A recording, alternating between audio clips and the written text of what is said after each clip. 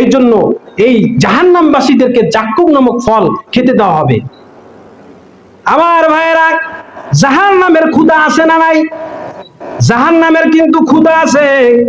আমার ভাইয়েরা, আল্লাহ রাসূল সাল্লাল্লাহু আলাইহি ওয়াসাল্লাম বলেছেন যে কাল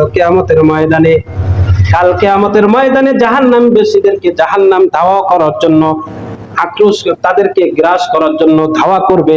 আমার ভাইয়েরা, জাহান্নাম কিন্তু লাফাই লাফাই আসবে, তার ক্ষুধা আছে। আল্লাহ রাসূল বলেছেন, ক্বালান নবী সাল্লাল্লাহু আলাইহি ওয়াসাল্লাম, লা তাযালু জাহান্নাম তাকুলু হাল মিন মাজিদ।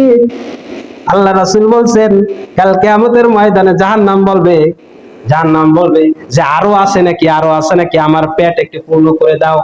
কারণ আমার ভাইয়েরা, উনুনে বা চুলায় যত কাঠ দিবেন কিন্তু ওই উনুন ততই জ্বলবে, আর যদি কাঠ না থাকে ওই উনুন ওই চুলা জ্বলবে না।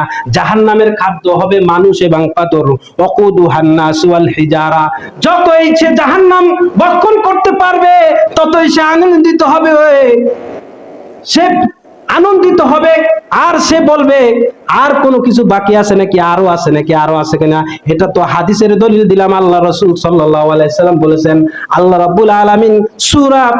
রাব্বুল আলামিন পবিত্র কোরআনের মধ্যে বলেছেন সে কথাও যে কাল কিয়ামতের ময়দানে জাহান্নাম কিন্তু বলবে আমারে দাও, আমি আরো খেতে চাই, আমি আরো খেতে চাই।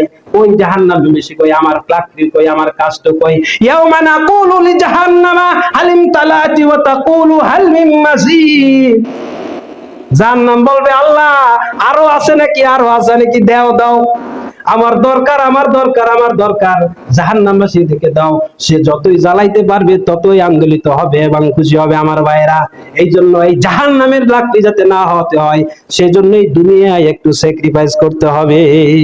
আর যদি আমরা জাহান্নামের লাকড়ি হয়ে যাই, আমার ভাইয়েরা, আমাদের কিন্তু আর কোনো উপায় থাকবে না। আমার ভাইয়েরা, দুনিয়া শেষ হয়ে যাবে, দুনিয়ার এই জিন্দেগির নাজ নিয়ামত কাল কিয়ামতের ময়দানে আপনার কাছে মেলানো হয়ে যাবে।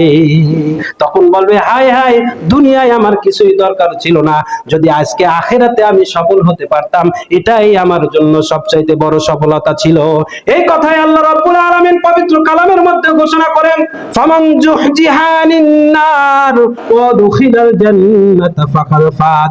আল্লাহ বলেন, সফল কারা কাল কিয়ামতের ময়দানে এই ভয়াবহ অগ্নি থেকে যারা নিজেদেরকে বাঁচাতে পেরেছে তারাই সবচাইতে বড় সফল।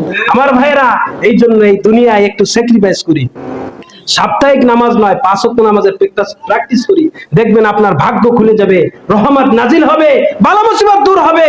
আল্লাহ রাব্বুল